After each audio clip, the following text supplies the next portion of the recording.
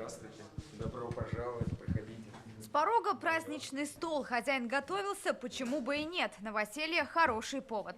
Вот кровать большая. Планы на будущее у Альберта Мухамедзянова глобальные. Уже в субботу он начнет ремонт в двухкомнатной, более 60 квадратов. Есть все необходимое. Квартиру оформили по соципотеке под 7% годовых. Своим жильем сегодня обзавелись 27 человек. Все работники Бирюлинской зверофермы. Мы обратились к президенту, благодаря поддержке президента. Вот 2 дома построили. Первый дом сдали уже давно. Достроить это должны были в августе. Соципотечные дома появятся и в других районах. В этом году в Татарстане ведут более 500 тысяч квадратных метров жилья. Сохранить жизнь в селе, его дальше развивать. И вот яркий, хороший пример Бирюли.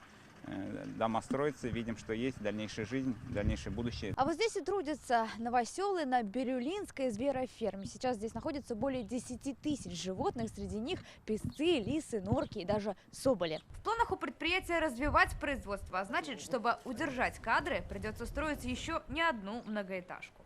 Аделя Коломиц, Андерсон Тальцев, ТНВ, Высокогорский район.